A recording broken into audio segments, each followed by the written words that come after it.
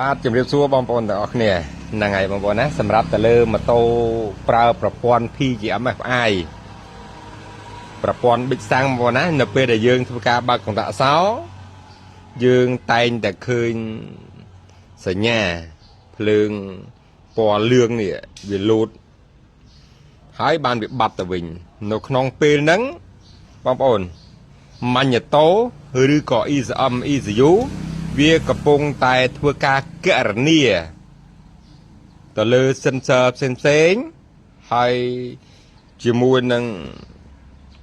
ការធ្វើការរបស់ម៉ាញ់តូហ្នឹងគឺនៅពេលដែលម៉ាញ់តូបាត់ជាមួយនឹងសញ្ញាទៅលើ sensor ណាមួយវាផ្ដល់សញ្ញាឲ្យម៉ាញ់តូវានឹងលូតបង្ហាញសញ្ញាឆេកនៅលើអំពូលនេះហ្មងណាចឹងនៅពេលដែលយើងធ្វើការបើកកង្តាក់សោផាច់ម៉ាញ៉េតូវានឹងចាប់ផ្ដើមធ្វើការកណនាឬក៏ធ្វើការផ្គូផ្គងហើយតើ sensor នៅក្នុងតួម៉ូតូហ្នឹងដែលគេបំពាក់មកហ្នឹងតើ sensor មួយណានៅស្អាតល្អតើ sensor មួយណាវាខូចអត់ទទួលបានជាមួយនឹងផ្ដល់ព័ត៌មានឬក៏រាយការណ៍ឲ្យនៅក្នុងម៉ាញ់តូវានឹងបង្ហាញសញ្ញាម្ដងនៅលើ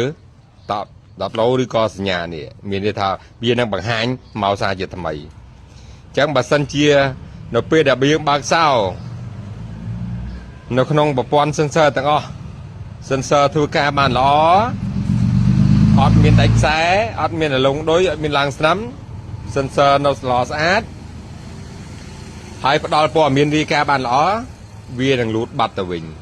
តែបើសិនជា sensor ណាមួយផ្ដល់ព័ត៌មានអាខានឬក៏មិនផ្ដល់ព័ត៌មានអត់បានល្អវានឹងលូតសញ្ញា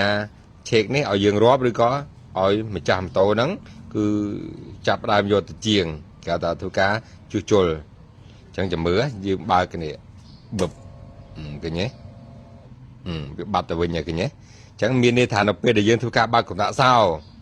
វានឹងធ្វើការកំពុងតែកណនាអញ្ចឹងក្រោយពីកណនារកឃើញថា sensor ទាំងអស់គឺមកជុំគ្នាហើយជាមួយនឹងបានផ្ដល់ព័ត៌មានរាយការណ៍ដល់ឲ្យក្នុងម៉ាញ់តូស្អាតល្អហើយម៉ាញ់តូវានឹងមិនបង្ហាញកូដនៅលើទេមានន័យថា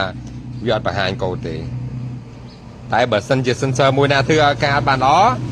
ម៉ាញ់តូវានឹងផ្ដល់ចម្លើយនៅក្នុងនេះឧទាហរណ៍ថាដូចទៅលើ sensor Saiga 8 ដងវានឹងលូតសញ្ញា8ដង1 2 3 4 5 6 7 8អញ្ចឹងយើងធ្វើឲ្យជាងយើងហ្នឹងងាយស្រួលក្នុងការតាមដានគឺក៏ជួសជុលអញ្ចឹងម៉ូតូប្រព័ន្ធប៊ិចសាំងវាមានភាពងាយស្រួល